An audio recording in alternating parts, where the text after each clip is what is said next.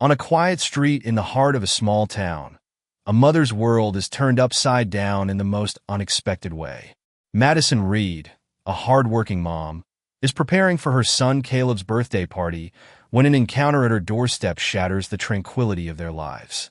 What should have been a day of celebration becomes a moment of humiliation and fear as Madison is wrongly accused and arrested in front of her child and neighbors. What follows is a journey filled with heartbreak, resilience, and the power of unity. Madison faces a system determined to ignore her voice, but she refuses to back down. With the support of her neighbors, she finds herself at the forefront of a movement to demand change not just for herself, but for every family who has ever felt the sting of injustice. But will her determination and the strength of her community be enough to create real change? Or will the obstacles they face prove too great to overcome? Madison Reed lived in a modest two-story house at the end of Sycamore Lane, a peaceful street where the neighbors greeted each other with warm smiles. Her home, painted a cheerful shade of blue, stood out as a beacon of warmth and comfort. Inside, the walls were adorned with family photos and Caleb's colorful crayon drawings, testaments to the love and life Madison had worked hard to build for her 9-year-old son. On this sunny Saturday, the house buzzed with activity. The living room was a riot of balloons, streamers, and a superhero-themed banner that read, "Happy Birthday, Caleb!" Madison hummed a tune as she moved between the kitchen and the dining room, balancing a tray of cupcakes in one hand and a jar of sprinkles in the other. "Mom, do you think my friends will like the cake?" Caleb asked, his brown eyes sparkling with excitement. He wore his favorite superhero cape, which billowed dramatically behind him as he darted around the room. "They'll love it," Madison replied, her voice steady despite the chaos around her. Baking and decorating the cake had taken hours, but the joy on Caleb's face made every moment worth it. She wanted his birthday to be perfect. For Madison, providing Caleb with happy memories was her top priority. Life had not always been easy for her. She had moved to Sycamore Lane 2 years ago, fleeing the suffocating grip of a difficult past. Building a stable home for Caleb had been her mission. She took pride in her ability to manage everything on her own, working long hours at the community center, ensuring Caleb excelled at school, and making time to nurture the small garden in the backyard. Sycamore Lane had become their safe haven. Outside, the neighborhood was alive with activity. Children rode their bikes up and down the street, their laughter mingling with the gentle rustle of leaves in the breeze. Neighbors chatted on their porches, waving to passersby.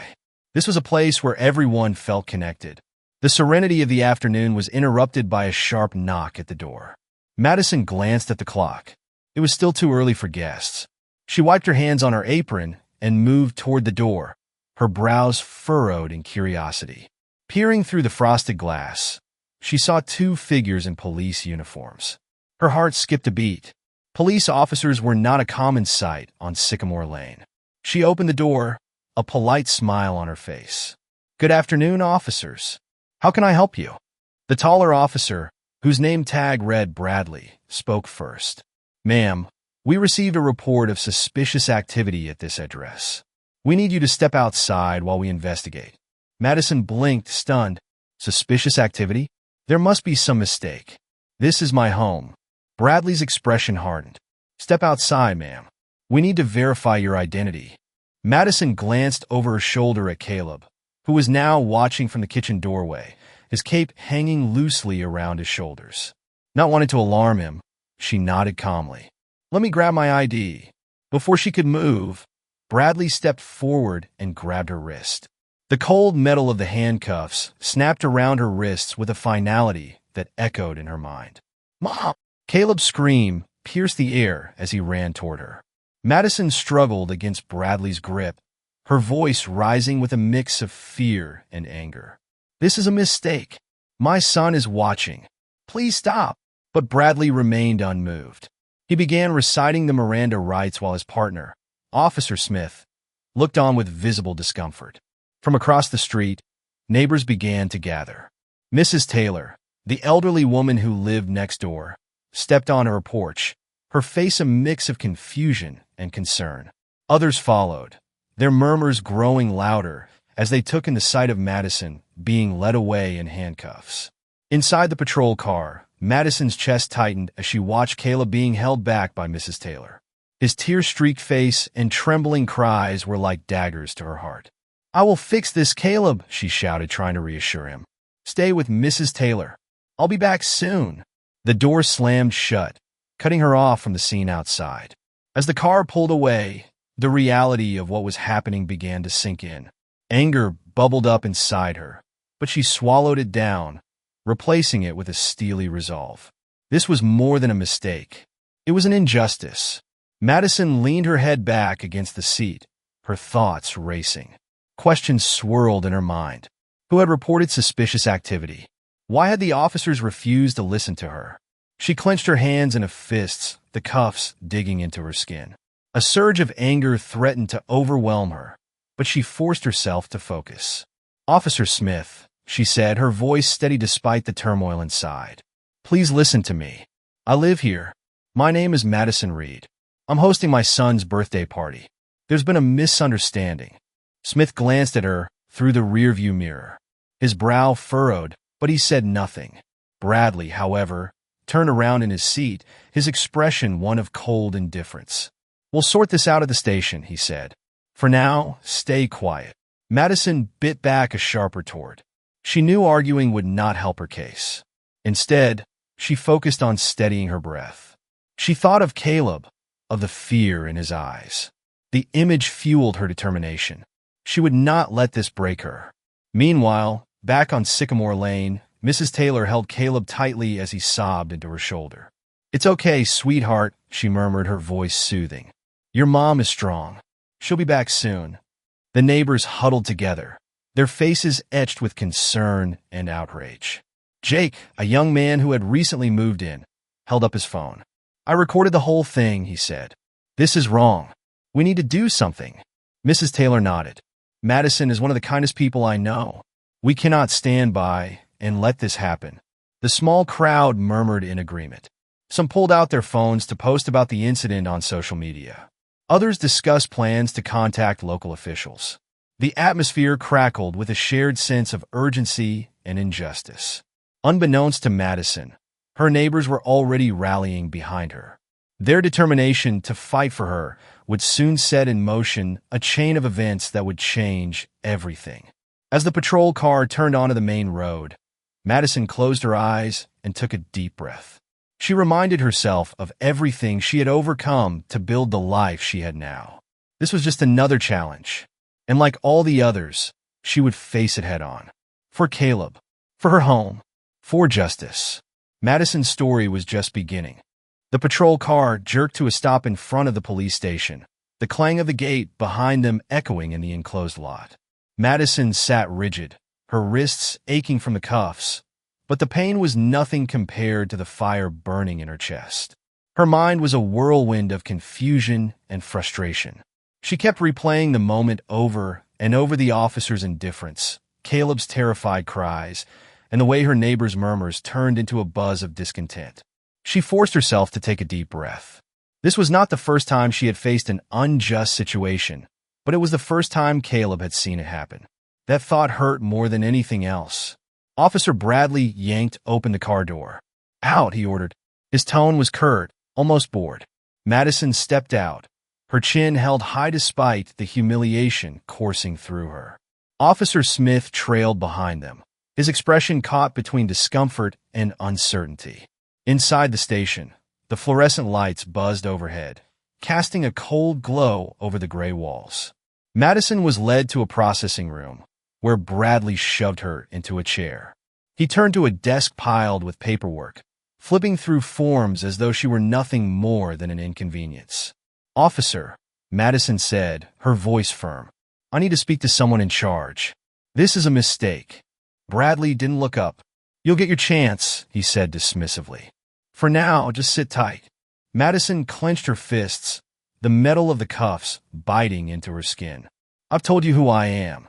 I have nothing to hide. My son." Bradley cut her off with a sharp glare. "Enough.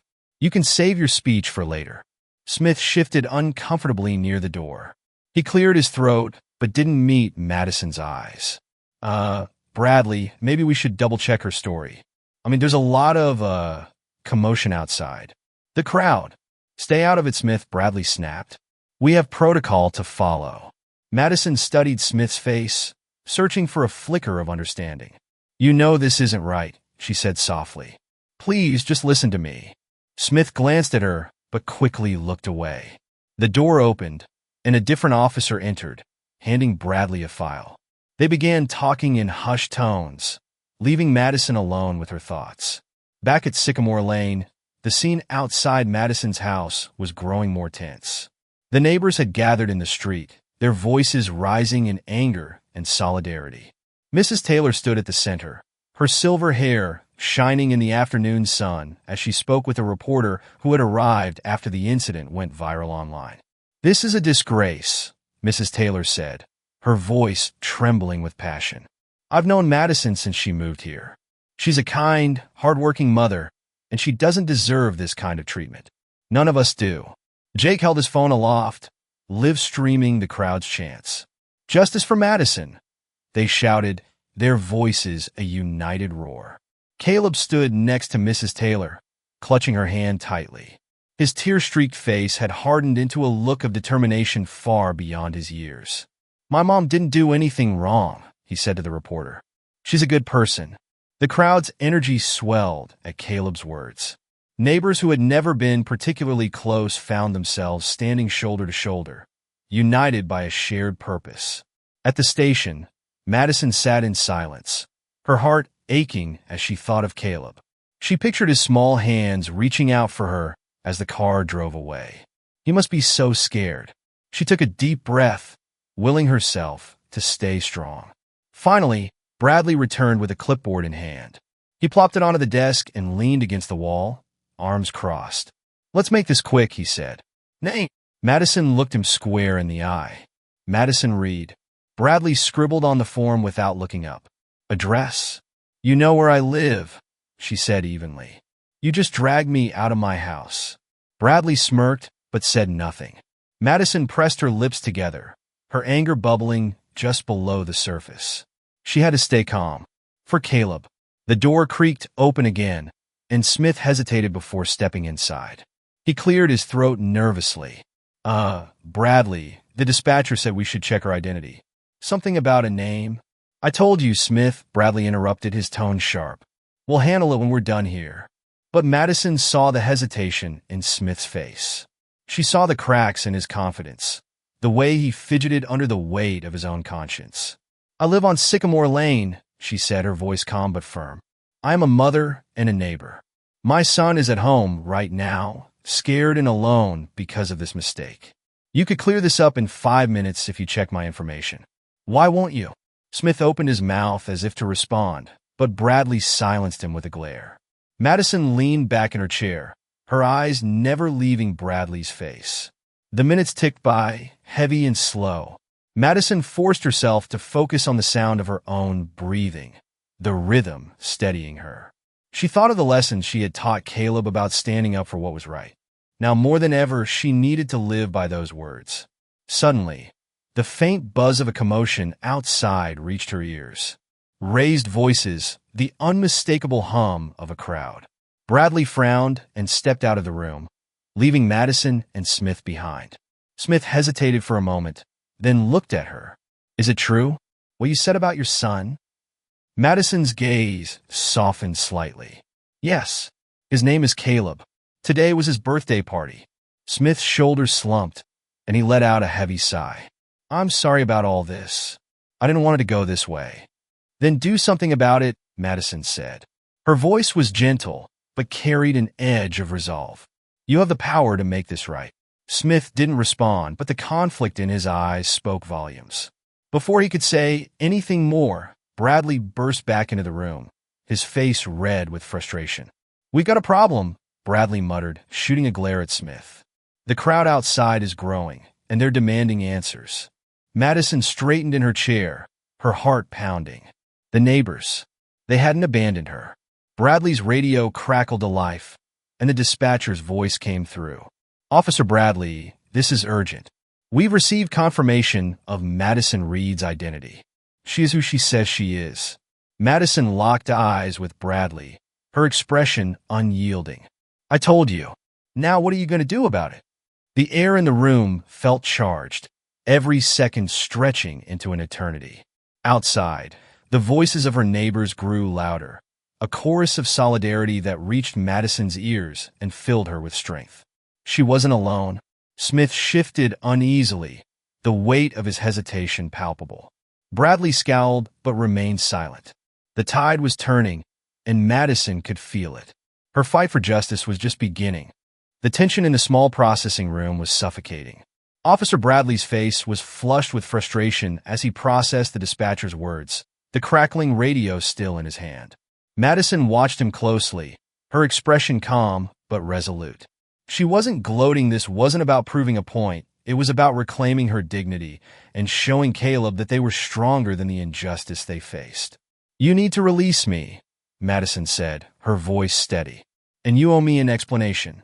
Officer Smith took a hesitant step forward, his shoulders slumped under the weight of his conscience. Bradley, the dispatcher, confirmed her identity. We should. I know what the dispatcher said. Bradley snapped, cutting him off. His jaw tightened as he glanced toward the door, where the muffled sound of the crowd outside was growing louder. Madison stood, her cuffed wrists held out. Take these off, she said firmly. Bradley hesitated, his pride visibly battling against reason. Finally, with an audible sigh, he reached for the key clipped to his belt. The cuffs clicked open, and Madison rubbed her wrists, the red marks on her skin a stark reminder of what had just occurred. She stared at Bradley, her gaze unwavering. You could have prevented all of this if you had just listened, Madison said quietly. Instead, you humiliated me in front of my child, my neighbors, and my community. Bradley said nothing, his gaze dropping to the floor. Smith looked away, his discomfort evident. The weight of their mistake was pressing down on them, but Madison knew it wasn't enough. This wasn't just about her. It was about the larger system that allowed situations like this to happen in the first place. Outside the station, the crowd had swelled to nearly double its size. Madison's neighbors, friends, and even strangers had gathered, their voices united in demanding justice. Signs had appeared in the hands of some, a few hastily scribbled on pieces of cardboard, others more carefully made. The words on them were clear: justice for Madison, no more profiling, and accountability now. Caleb stood at the front of the crowd, clutching Mrs. Taylor's hand. His tear-streaked face was set with determination, his eyes locked on the station doors. Will my mom come out soon? He asked Mrs. Taylor, his voice small but hopeful. Mrs. Taylor knelt down, placing a comforting hand on his shoulder. Your mom is strong, Caleb. She'll be out soon, and when she is, we'll make sure she knows she's not alone. Jake, the young man who had filmed Madison's arrest, stood next to them, his phone held high.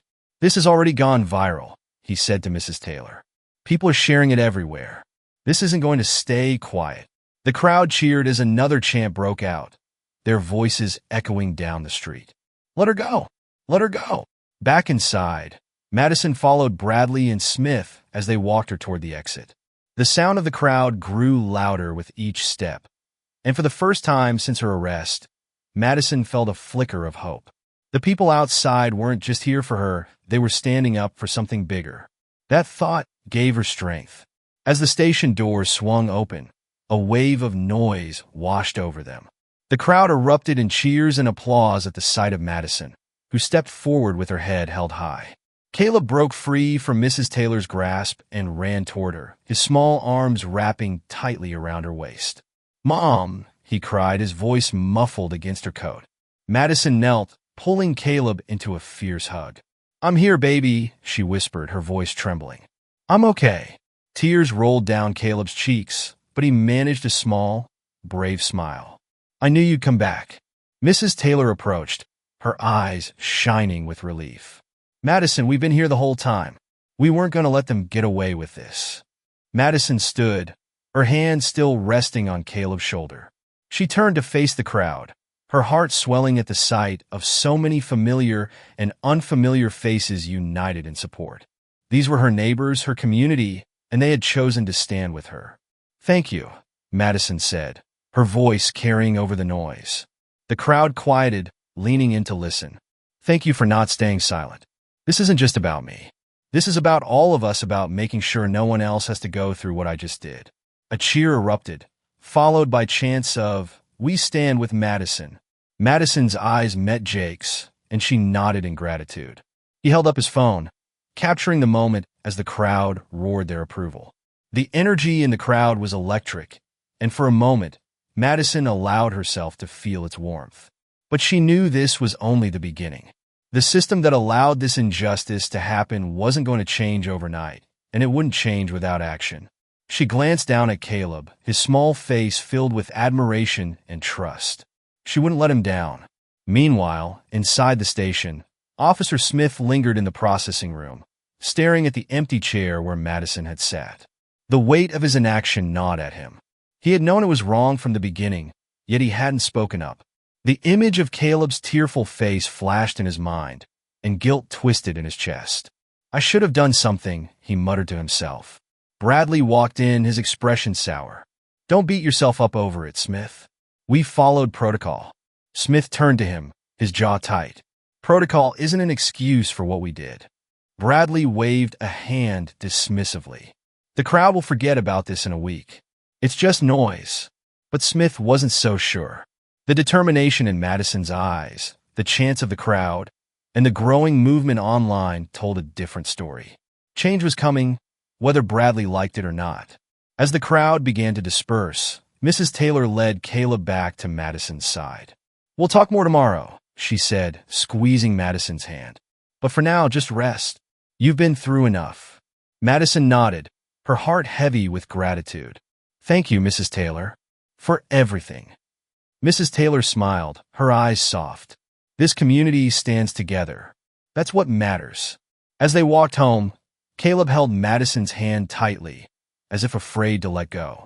The road ahead would be long and challenging, but Madison felt a renewed sense of purpose. She wasn't just fighting for herself, she was fighting for Caleb, for her neighbors, and for anyone who had ever been silenced by injustice. Her steps grew lighter as she approached her door. It wasn't just a house. It was a symbol of everything she had worked for. And now, it was a reminder that she had a community willing to fight alongside her. Madison took a deep breath and smiled down at Caleb.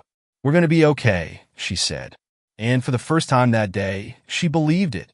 The next morning, the sun rose over Sycamore Lane, casting golden light on the quiet street. Madison sat at her kitchen table, a steaming cup of coffee in her hands. The house was still, Caleb asleep upstairs after a restless night. Her fingers traced the rim of the mug as she replayed the events of the previous day. The bruises on her wrists from the handcuffs were faint but present, a physical reminder of the humiliation she had endured. Yet, when she thought about the crowd outside the station, her neighbors standing together for her, something deep inside her stirred. Hope, determination. She glanced at the clock. It was early, but she knew she wouldn't have peace for long. The video of her arrest, captured by Jake, had gone viral. Her phone buzzed nonstop with calls and messages from friends, family, and even strangers expressing their support. She had responded to a few, but left most unanswered. The outpouring was overwhelming. A soft knock at the front door startled her. Setting her mug down, she walked over, peeking through the window. Mrs. Taylor stood on the porch, a warm smile on her face and a pie in her hands. Madison opened the door, the sight of her neighbor bringing unexpected comfort. Good morning, dear, Mrs. Taylor said, stepping inside. I thought you could use a little company. Madison smiled, her gratitude genuine. Thank you, Mrs. Taylor. You didn't have to do this. Nonsense, Mrs. Taylor replied, placing the pie on the counter. You've been through enough. I just wanted to check on you and Caleb. Madison exhaled, the tension in her shoulders easing slightly. He's sleeping now, but yesterday was hard on him. On both of us. Mrs. Taylor reached out, her hand warm and steady on Madison's. What happened to you is wrong, but I have never been prouder of this community than I was yesterday. You saw how everyone rallied for you. Madison nodded, her throat tight with emotion. I did, and I'll never forget it. By mid-morning, the quiet street began to buzz with activity. Neighbors stopped by one, some bringing food, others simply offering words of support. Jake arrived with his phone in hand, eager to show Madison the reach of his video. "Look at this," he said, pulling up the clip on social media. "It's been shared thousands of times. People are talking about what happened, Madison. They're calling for change." Madison watched the video, her heart sinking as she saw Caleb's terrified face and the rough treatment she had endured. But she also saw the crowd their chants, their solidarity. It was both painful and empowering. "This isn't just about me," she said, her voice quiet but firm. "There are so many people who have gone through worse and didn't have a crowd to support them. We need to do more." Jake nodded. "That's why we're here. What's the next step?" That afternoon, Madison sat in her living room with a group of neighbors, Mrs. Taylor and Jake among them. Caleb played quietly in the corner, his favorite superhero, cape tied snugly around his shoulders. Madison took a deep breath, gathering her thoughts. "We need to turn this into action," she began. "What happened yesterday can't just fade away. We need to make sure this doesn't happen to anyone else." Mrs. Taylor leaned forward, her hands clasped tightly. "What are you thinking, Madison?" Madison hesitated, then spoke with growing conviction. "We can't change the system overnight, but we can start by holding the police accountable for what they did.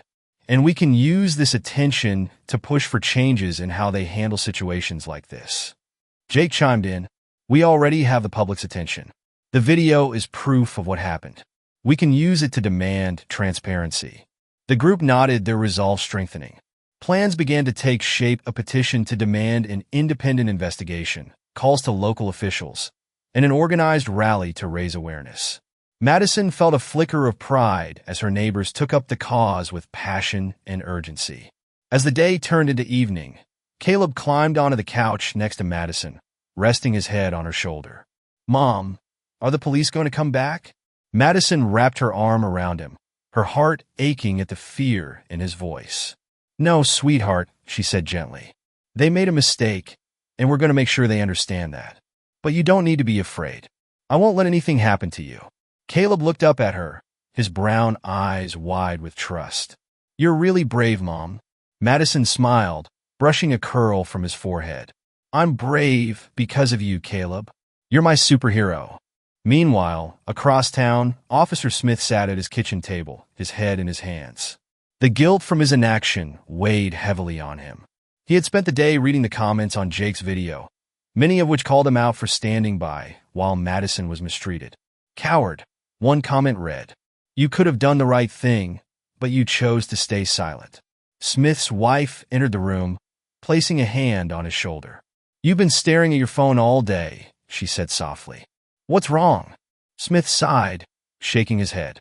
"I messed up. I knew what we were doing wasn't right, but I didn't say anything. I just let it happen." His wife sat down across from him, her eyes filled with concern. "Then make it right. It's not too late to do the right thing." Smith looked at her, her words sinking in. He knew she was right. The question was, where did he start? Back on Sycamore Lane, the neighborhood began to quiet as the sun dipped below the horizon. Madison stood on her porch, watching Caleb chase fireflies in the yard. The warmth of her neighbor's support lingered in the air, a reminder that she wasn't alone in this fight. Mrs. Taylor approached, her footsteps soft on the wooden porch. "You've got the whole neighborhood behind you, Madison," she said. "Whatever comes next, we'll face it together." Madison nodded, a small smile playing on her lips. "I believe that now, and I'm ready." The two women stood side by side, the quiet hum of crickets filling the air. In the distance, Caleb's laughter rang out, pure and unbroken. Madison took a deep breath. The road ahead would be challenging, but with the strength of her community and her own unwavering resolve, she knew she could face whatever came next. The fight for justice was far from over, but in that moment, under the soft glow of the porch light, hope burned brightly. The next day dawned with a sense of urgency in the air. Madison woke to the sound of her phone, buzzing relentlessly on the nightstand. The messages and calls from friends and strangers alike had not slowed overnight. She scrolled through some of the text's words of encouragement, offers of help, and stories from others who had experienced similar injustices. As she read through the messages, one stood out. It was from a local community leader, Sharon Hughes, who had been involved in grassroots activism for years. Sharon had seen Jake's video and wanted to meet Madison. The message was brief but clear. Your story is powerful. Let's use it to create real change. Madison set the phone down and stared out the window.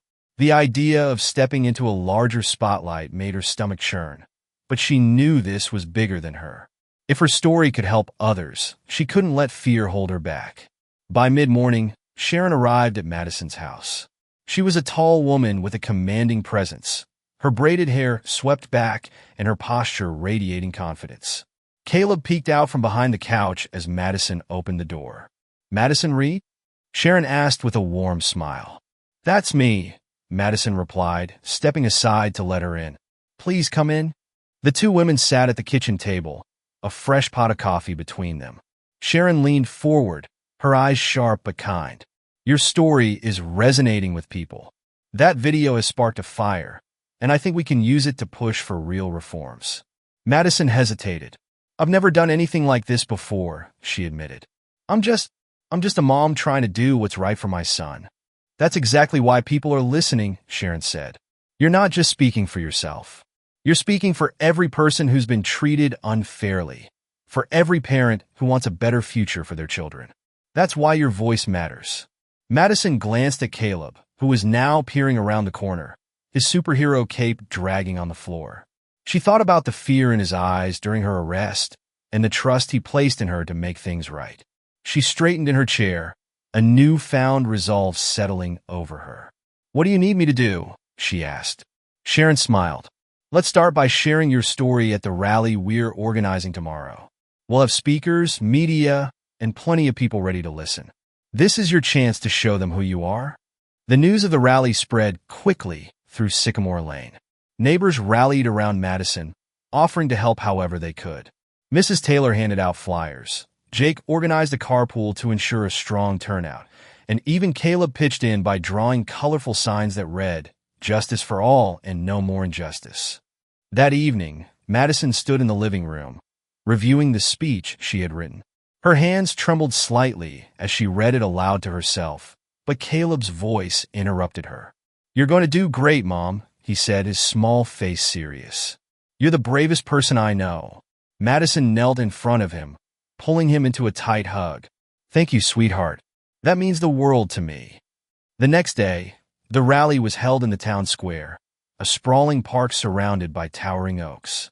The energy was palpable as people began to gather, holding signs and chanting slogans. Reporters with cameras and microphones moved through the crowd, capturing the growing momentum. Madison arrived with Sharon and her neighbors, her heart pounding as she stepped out of the car. The sight of the crowd, hundreds of people standing together, took her breath away. Caleb held her hand tightly, his gaze darting around in awe. "Mom, look at all these people," he said, his voice filled with wonder. Madison smiled down at him. "They're here because they believe in what we're fighting for." As the rally began, a series of speakers took the stage, each one sharing stories of injustice and resilience. Madison listened, her nerves easing as she realized she wasn't alone in her struggle. When Sharon introduced her as the next speaker, the crowd erupted into applause. Madison took a deep breath and stepped onto the stage, the microphone trembling slightly in her hand. She scanned the sea of faces, spotting Caleb and Mrs. Taylor in the front row. Their presence grounded her. "My name is Madison Reed," she began, her voice steady despite the weight of the moment. "I am a mother, a neighbor, and someone who has experienced the pain of being judged unfairly. But I'm also someone who believes in the power of community, in the strength we have when we stand together." The crowd quieted, hanging on her every word. What happened to me could have happened to anyone, and for far too long, it has. But yesterday, when I saw my neighbors, my friends, and even strangers standing outside that police station demanding justice, I realized something. We don't have to accept this. We can fight back not with anger or hatred, but with unity and determination. Applause rippled through the crowd as Madison continued. "This isn't just about me. It's about every person who has felt invisible, every family that has been torn apart by prejudice, every child who deserves to grow up without fear. Today, we are saying enough is enough. Today, we are taking the first step toward change.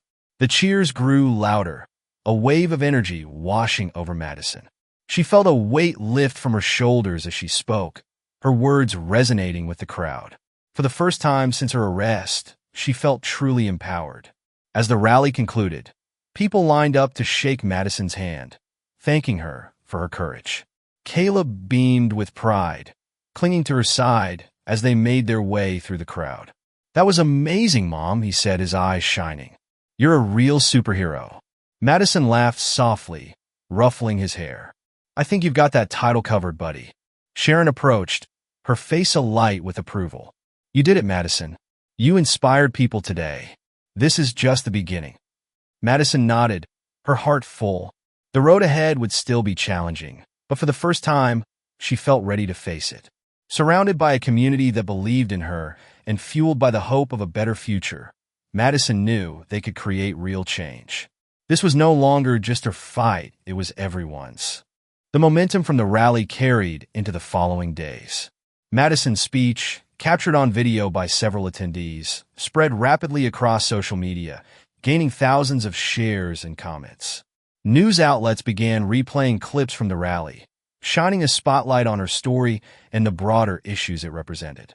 Overnight, Madison Reed had become a symbol of resilience and the fight for justice. In her quiet living room on Sycamore Lane, Madison sat at the kitchen table with Caleb drawing beside her. The faint hum of the dishwasher filled the space, but her mind was preoccupied with the emails and messages that poured in faster than she could read them. "Mom, look," Caleb said, holding up a crayon drawing of the rally. In it, a stick-figure version of Madison stood tall on a stage, surrounded by a crowd holding signs. Above her head, he had drawn a golden sun shining down. Madison smiled, her heart swelling. "That's amazing, sweetheart. You captured everything perfectly." "You look like a superhero up there," Caleb said, beaming. "Just like I said you would." Madison chuckled softly, leaning over to kiss the top of his head. "I'm just doing what I can to make things better, buddy." That afternoon, Sharon Hughes stopped by to check in. She brought a stack of papers filled with petitions and contact information from people who wanted to help. "We've gotten over 1,000 signatures so far," she said, placing the papers on the table. "And the city council has scheduled a meeting to address our demands for police accountability." Madison's eyes widened. "That's incredible. I never expected things to move so quickly." Sharon nodded, her expression serious. "The rally was just the spark. People were already fed up with the system, and your story gave them something to rally behind. But now, we have to keep the pressure on. Change doesn't happen overnight." Madison leaned back in her chair, taking a deep breath. "I want to be part of this. I don't want to stop until we see real results." Sharon smiled. "That's what I was hoping to hear. The council meeting is in 3 days. I'll be speaking, but it would mean a lot if you spoke too." Madison hesitated, her fingers tracing the edge of her coffee mug. "I'm not sure I'm ready for that." "You've already proven you're ready," Sharon said. "You stood in front of hundreds of people and spoke from your heart. That's all you need to do again." Madison thought of Caleb and the trust he had in her. She nodded slowly. "Okay, I'll do it." Over the next few days, Madison worked tirelessly alongside Sharon and the other organizers. They drafted proposals for police reform, including mandatory bias training, the establishment of an independent oversight committee, and protocols for verifying reports before making arrests. The more Madison learned, the more determined she became to make a difference. Despite her growing resolve, doubt occasionally crept in. Late one evening, as she sat alone reviewing her notes for the council meeting, she felt the familiar weight of fear pressing on her. What if her words weren't enough? What if the council dismissed their efforts? A soft knock on her bedroom door interrupted her thoughts. Caleb peeked inside, clutching a stuffed animal. "Mom, are you okay?" Madison smiled, motioning for him to come in. He climbed onto the bed, settling beside her with his head on her shoulder. "I'm just a little nervous," she admitted, stroking his hair. "But it's nothing I can't handle." Caleb looked up at her with a seriousness that caught her off guard. "You're going to be great, Mom. You always tell me to be brave, right? Now it's your turn." Madison laughed softly, her heart lighter. "You're right, buddy. Thank you." The day of the council meeting arrived, and Madison found herself standing in the grand hall of City Hall, surrounded by supporters and reporters. The room buzzed with anticipation, the seats packed with community members, activists, and officials. Sharon stood beside Madison, giving her an encouraging squeeze on the arm. "Just speak from your heart," she said. "You've got this." Madison nodded, her palms damp with nerves. When her name was called, she stood and walked to the podium, the weight of hundreds of eyes on her. She took a deep breath, her hands gripping the edges of the wooden podium. "My name is Madison Reed," she began, her voice steady despite the nervous flutter in her chest. "I'm here today not just as someone who experienced injustice, but as a mother, a neighbor, and a member of this community." The room fell silent. Every face turned toward her. "What happened to me was wrong," she continued. "But it's not just about me. It's about the system that allowed it to happen. It's about the countless others who have faced the same treatment without anyone to stand up for them." Her voice grew stronger as she spoke. "We deserve better. Our children deserve better. And we have the power to make that happen. This isn't just about punishment. It's about accountability, about building a system that serves and protects everyone equally." Applause erupted as she stepped away from the podium, her heart racing. She returned to her seat, Sharon beaming beside her. "You were incredible," Sharon whispered. As the council deliberated, the crowd outside City Hall swelled. People waved signs and chanted slogans, their voices echoing down the streets. By the end of the meeting, the council announced their decision. An independent oversight committee would be established, and the police department would implement new protocols to prevent profiling and unjust arrests. The room erupted into cheers, but Madison knew this was only the beginning. Real change would take time and constant effort. Still, it was a victory and one worth celebrating. That evening, Madison returned home to find a group of neighbors gathered on her porch. Mrs. Taylor held a tray of cookies. Jake was busy setting up a projector, and Caleb darted around excitedly with his superhero cape flapping behind him. "What's all this?" Madison asked, her voice filled with surprise. "We wanted to celebrate," Mrs. Taylor said. "You've done something incredible, Madison. You've made us all proud." Tears filled Madison's eyes as she looked around at the familiar faces of her community. They had stood with her through everything, and now they were here to celebrate a shared victory. As the sun dipped below the horizon, the projector flickered to life, displaying a slideshow of photos from the rally and the council meeting. Caleb climbed onto Madison's lap, his small hand resting on hers. "Did we win, Mom?" he asked, his voice filled with wonder. Madison kissed the top of his head. "We took the first step, buddy, and we're going to keep going." Under the warm glow of the porch light, surrounded by the people who had stood by her, Madison felt a sense of peace she hadn't felt in weeks. The fight was far from over, but together, they were stronger than ever. The celebration on Madison's porch carried a sense of victory, but as the days unfolded, the enormity of what lay ahead became clear.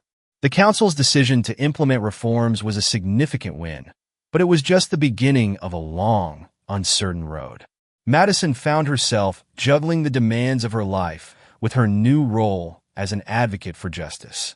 One morning, as sunlight streamed through the kitchen window, Madison poured herself a cup of coffee, her mind already racing through the day's tasks. The petitions, the meetings with Sharon, and the outreach efforts were piling up. Across the table, Caleb sat with his cereal, his superhero cape tied snugly around his shoulders. "Are you going to another meeting today?"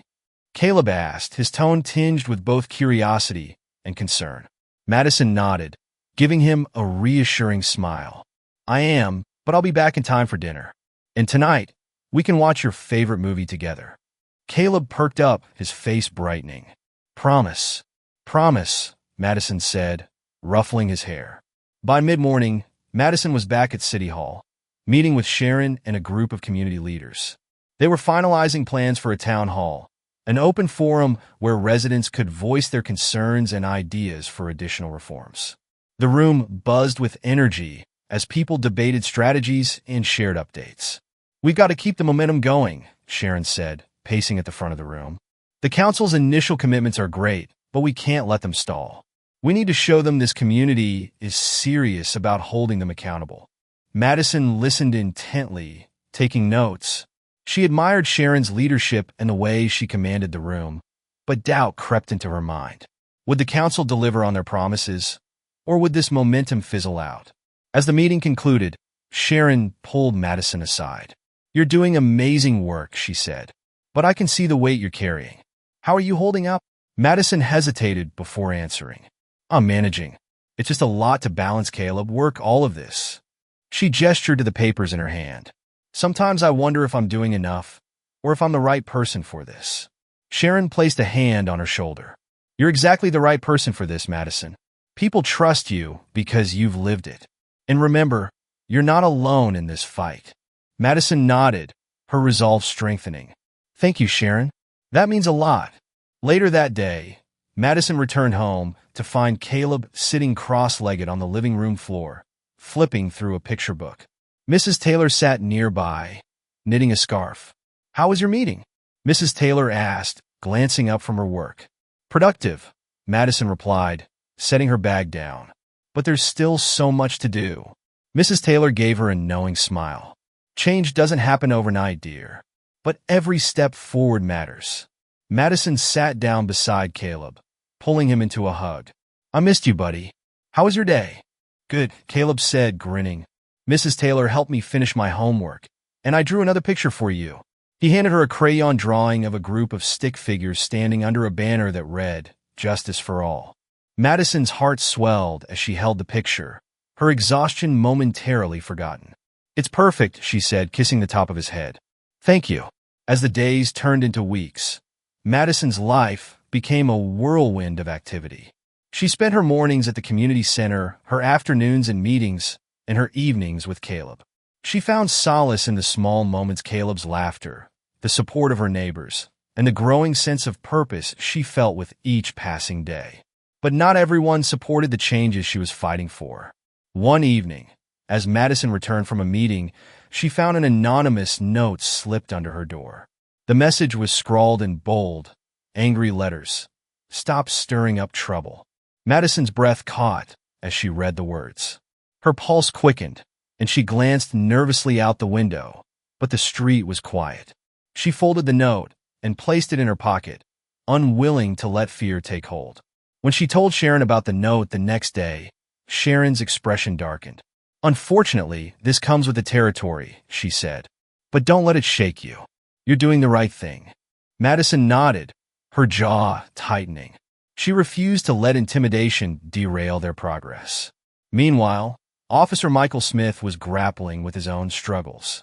Since Madison's arrest, he had been haunted by the role he had played, or rather, the role he had failed to play. He had stayed silent when he should have spoken up, and now, the weight of that silence was suffocating him. One afternoon, Smith sat in his car outside the station, staring at his badge. He thought about Caleb's tearful face, about Madison's calm, yet piercing words. She had been right, he had the power to make a difference, but he had let fear hold him back. Finally, he decided. He stepped out of the car and walked purposefully into the station, heading straight for the captain's office. "Captain," he began, his voice steady despite the storm of emotions inside him. "I need to take responsibility for my actions during Madison Reed's arrest. I knew it was wrong, but I didn't speak up. I want to do better." The captain studied him for a moment before nodding. "It takes courage to admit that, Smith. Let's talk about how you can start making things right." The following week, Madison received a call from Smith. His voice was hesitant, but sincere. "Mrs. Reed, this is Officer Smith. I wanted to apologize for my role in what happened. I didn't speak up when I should have, and I regret that deeply. I'd like to meet with you, if you're willing, to talk about how I can help moving forward." Madison was taken aback by the call, but after a moment's thought, she agreed. "Thank you, Officer Smith. I appreciate you reaching out. Let's meet tomorrow." The meeting took place at a local cafe, the air filled with the aroma of fresh coffee. Smith arrived early, his nervous energy palpable as he waited for Madison. When she walked in, her expression calm but curious, he stood to greet her.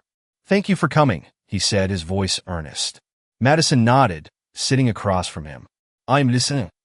Smith took a deep breath. I should have done more that day. I should have stopped Bradley, or at least spoken up. I let you down, and I let myself down. I want to do better not just for you, but for everyone. If there's any way I can help with what you're working on, I want to be part of it." Madison studied him for a moment, searching his face for sincerity. She saw the regret in his eyes, the determination to make amends. Slowly, she nodded. "All right," she said. "Let's start with this. How do we make sure what happened to me never happens again?" Smith smiled, a small but genuine smile. "I think we can figure that out together." As Madison left the cafe, a sense of hope settled over her.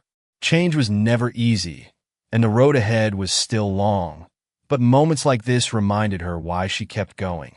It wasn't just about her, it was about creating a future where Caleb and others like him could grow up without fear.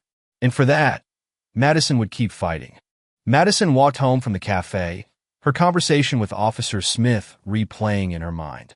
His apology had seemed sincere, but she knew words alone couldn't erase the past. Still, his willingness to step forward gave her a flicker of hope that change was possible even within the system that had failed her. When she reached her house, Caleb was waiting on the porch, his superhero cape tied around his shoulders as always. He ran to greet her, throwing his arms around her waist. "Mom, you're home," he said, his face lighting up. Madison knelt to hug him tightly. "I am, buddy. Were you good for Mrs. Taylor?" Caleb nodded vigorously. "She let me draw while she told me stories about when she was little." Madison smiled, brushing a stray curl from his forehead. "That sounds fun. Why don't you go grab your crayons and show me what you made?" As Caleb ran inside, Madison stood and exhaled deeply. The work she was doing was important, but moments like this, seeing Caleb happy and carefree, were the reason she kept pushing forward. The next morning, Madison was back at work with Sharon and the other organizers. Plans for the town hall were in full swing, and the energy in the room was electric. Flyers were being printed, calls were being made, and volunteers were finalizing the schedule for the event. "Madison, you've got a slot to speak after Sharon's introduction," one of the organizers said, handing her a clipboard. Madison nodded, glancing at the agenda. "I'll be ready. This is our chance to show the council and the entire community that we mean business." Sharon, standing nearby, smiled approvingly. "You've come a long way in such a short time," she said. "You're not just sharing your story anymore. You're leading this movement." Madison felt a pang of humility at Sharon's words. "I'm just doing what needs to be done. This isn't about me, it's about everyone who's been ignored for too long." As the town hall approached, Madison found herself facing unexpected resistance. Some members of the community, wary of change, began questioning the movement's goals. Rumors circulated that the proposed reforms would weaken the police force, leaving neighborhoods vulnerable to crime. One evening, as Madison was walking home from a meeting, a man she didn't recognize approached her on the street. "Are you Madison Reed?" he asked, his tone sharp. Madison stopped, instinctively clutching her bag. "Yes, I am." The man frowned. "I saw your speech online. You're stirring up trouble, you know. Not all cops are bad. You're making it harder for them to do their jobs." Madison's pulse quickened, but she stood her ground. "This isn't about attacking the police," she said evenly. "It's about accountability and fairness. We can have safety and justice at the same time." The man scoffed, shaking his head as he walked away. Madison watched him go, her heart heavy, but her resolve unshaken. She knew there would always be opposition, but she refused to let it derail her mission. The day of the town hall arrived, and the community center buzzed with activity. Hundreds of residents filled the space, their voices echoing off the high ceilings as they found their seats. Tables lined the walls, covered in pamphlets about police reform and community programs. Madison stood backstage with Sharon, her nerves simmering beneath the surface. "You ready?" Sharon asked, giving her a supportive smile. Madison nodded, clutching her note cards. "I think so." "You'll be great," Sharon said. "Just speak from your heart. You've got this." The event began with Sharon's introduction, her voice commanding as she outlined the purpose of the town hall. The crowd applauded as she spoke about the progress they had made and the work that still needed to be done. When it was Madison's turn, she stepped onto the stage, the microphone feeling heavier than it had at the rally. She looked out at the sea of faces, some supportive, some skeptical, and took a deep breath. "My name is Madison Reed," she began, her voice steady. "Many of you know my story by now. But I'm here today not just to share what happened to me, but to talk about what we can do together to make sure it doesn't happen again." The room quieted as she continued. "This is about more than one arrest. It's about creating a system where everyone feels safe and respected. It's about ensuring that no child has to watch their parent taken away in handcuffs without cause. It's about fairness, accountability, and dignity for all." She paused, scanning the room. "I know some of you are afraid of change. I understand that. But change doesn't have to mean losing what we value. It can mean building something stronger, something better. And we can only do that together." The crowd erupted into applause, and Madison stepped back, her heart racing. As she returned to her seat, Sharon gave her a proud nod. After the town hall, residents lined up to speak with Madison and the other organizers. Some shared stories of their own experiences with injustice, while others asked questions about how they could help. Officer Smith was among those waiting to speak with Madison. When he reached her, he extended a hand. "You did a great job up there," he said. "Thank you," Madison replied, shaking his hand. "I wanted to let you know that I've started working with the Oversight Committee," Smith said. "I'm committed to making the changes we talked about." Madison smiled, a genuine warmth spreading through her. "That means a lot, Officer Smith. Thank you for stepping up." As the event wound down, Madison felt a renewed sense of purpose. The road ahead was still long, but the connection she had made and the progress they had achieved gave her hope. That evening, Madison sat on the porch with Caleb, the warm glow of the setting sun casting a golden light over the neighborhood. Caleb leaned against her side, his superhero cape wrapped around him like a blanket. "Did we do good today, Mom?" he asked, his voice soft. Madison smiled, wrapping an arm around him. "We did, buddy. We're making things better one step at a time." Caleb looked up at her, his eyes filled with admiration. "You're my hero, Mom." Tears welled in Madison's eyes, but she held them back, pressing a kiss to Caleb's forehead. "And you're mine, Caleb." As the stars began to appear in the sky, Madison felt a deep sense of peace.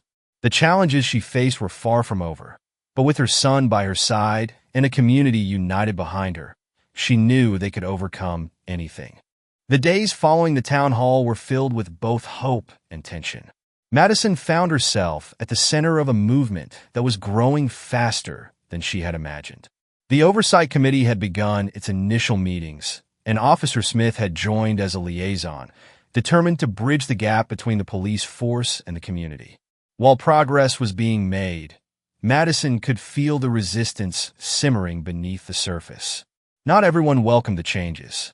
Some officers within the department, as well as certain community members, pushed back, arguing that the reforms were unnecessary or undermined law enforcement. Madison had grown used to whispers behind her back at the grocery store and the occasional cold stares from strangers. While she tried to brush it off, the hostility weighed on her. One afternoon, as she was working on a proposal with Sharon at the community center, her phone buzzed with a message from Jake. It was a link to a news article. "Critics call reforms a step too far." Madison read the headline, her stomach sinking. She scanned the article, which featured interviews with people claiming that the Oversight Committee and new protocols would lead to chaos. "What is it?" Sharon asked, noticing the tension in Madison's expression. Madison slid her phone across the table. "Another hit piece," she said. "It's like they're trying to turn the community against us."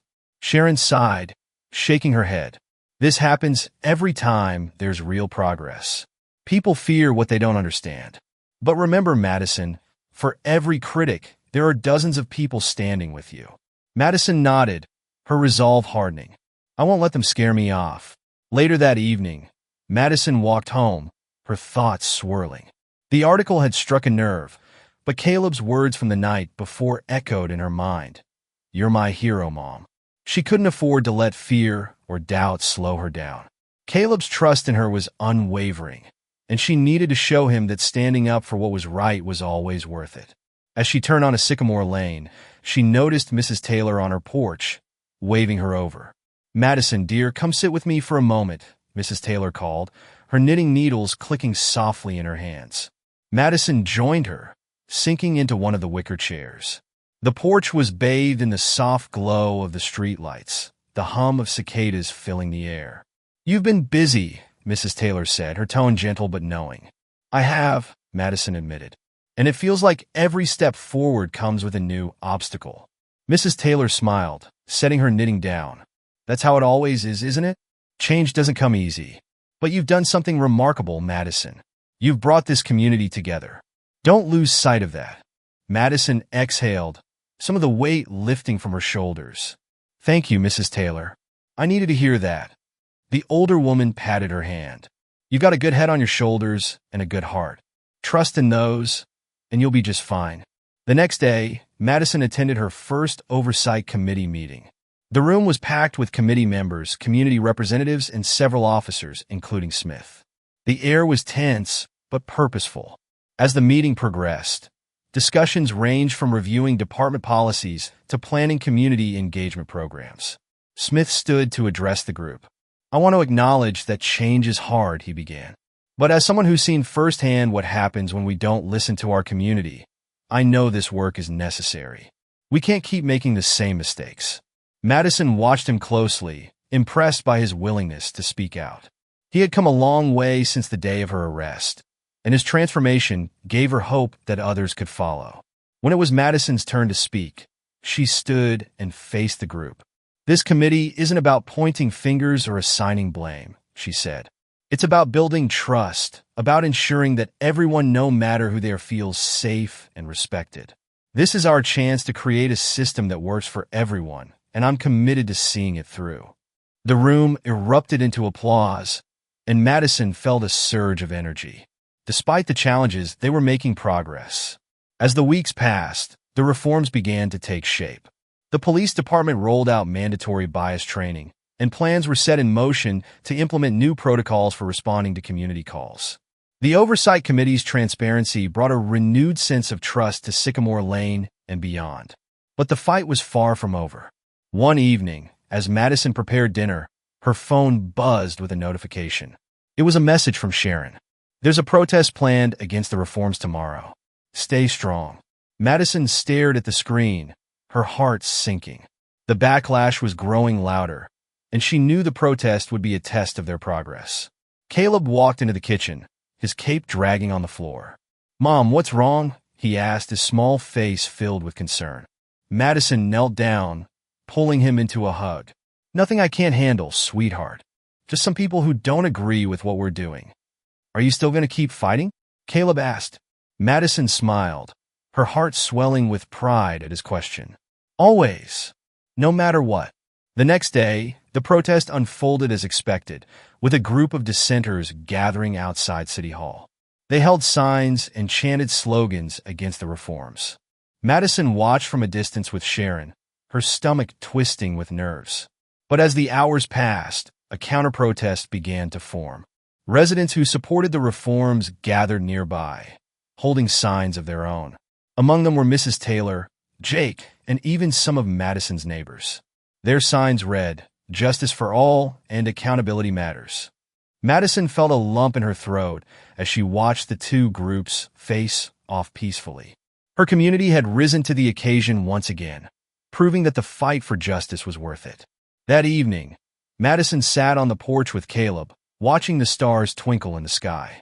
The day had been exhausting, but she felt a deep sense of accomplishment.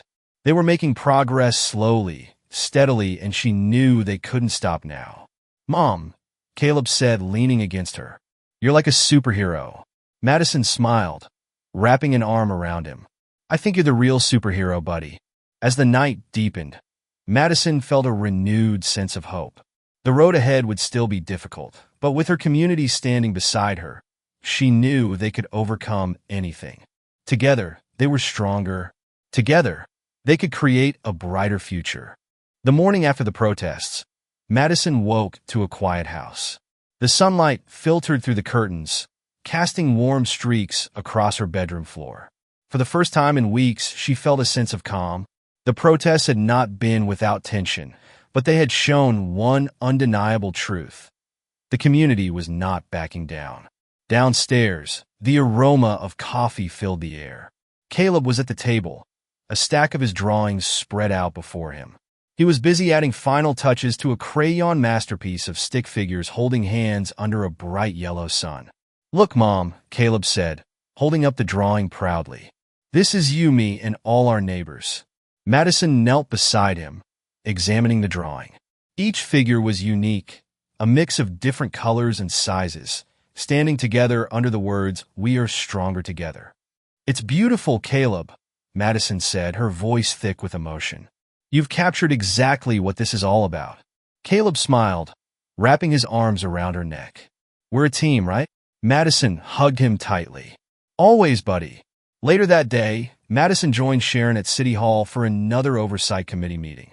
This time, there was a new energy in the room, one of cautious optimism. The protests had drawn national attention, putting a spotlight on the reforms being enacted in their community. Officer Smith was already there, speaking with some of the committee members. When he saw Madison, he gave her a small nod. Over the past weeks, he had become one of the most vocal advocates for change within the department, working tirelessly to rebuild trust with the community. As the meeting began, the committee reviewed updates on the progress of the reforms. The bias training sessions had been well received by many officers, and the new protocols for responding to calls were already being implemented. Madison listened intently, her heart swelling with pride at how far they had come. When it was her turn to speak, she stood and addressed the room. "This progress is proof of what we can accomplish when we work together," she said. "But we can't stop here. This isn't just about policies or procedures. It's about changing the culture of how we see and treat one another. That's a long road, but I believe we're on the right path." Applause filled the room, and Madison sat down, her resolve stronger than ever. As the weeks turned into months, the changes in the community became more evident. Officers began hosting regular meet and greets with residents, fostering connections and rebuilding trust. The Oversight Committee released its first report, detailing the progress made and outlining goals for the future.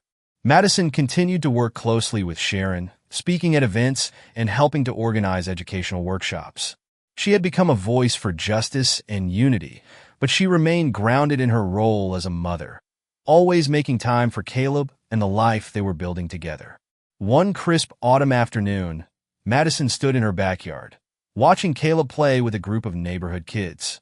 They laughed and shouted as they chased each other through the falling leaves. The sight filled her with a deep sense of gratitude. Mrs. Taylor appeared at the fence, waving her over. "You've done something remarkable, Madison," she said as Madison approached. "This neighborhood feels stronger than ever." Madison smiled, leaning against the fence. "I couldn't have done it without all of you. This community has been my strength." Mrs. Taylor patted her hand. "And you've been ours." One evening, Madison received a call from a reporter who had been following the story since the beginning. The reporter wanted to feature her in a national segment about grassroots activism and community-led change.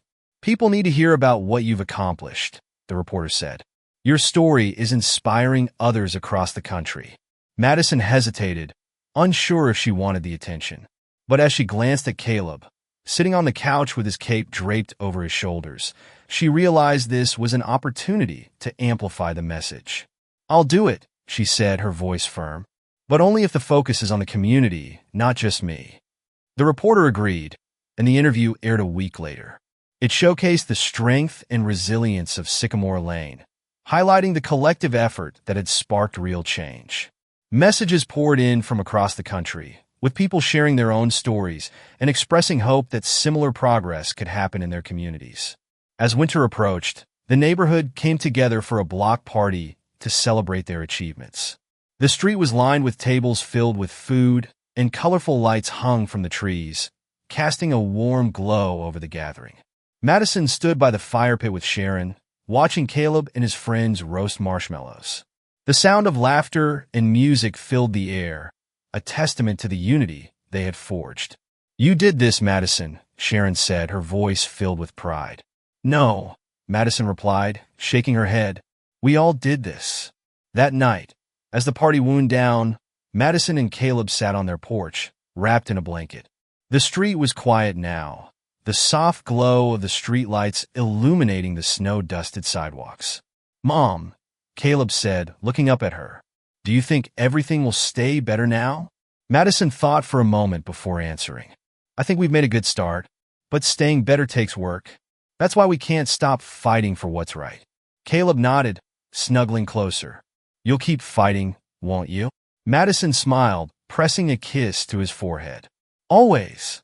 As the stars twinkled overhead, Madison felt a deep sense of peace. The road ahead would still have challenges, but with her community by her side and Caleb's unwavering belief in her, she knew they could overcome anything. Together, they were building a brighter tomorrow one step at a time. As Madison sat on her porch, the glow of the stars above reflecting in her eyes, the warmth of her community and the love of her son filled her heart with hope. She had faced challenges she never expected, but with perseverance, kindness, and the strength of those around her, she had helped light the path toward a brighter future. Madison's story was far from over, but one thing was clear together: change was possible. If this story moved you, remember that every voice matters in the fight for justice. Let Madison's journey remind us all of the power of resilience, community, and hope.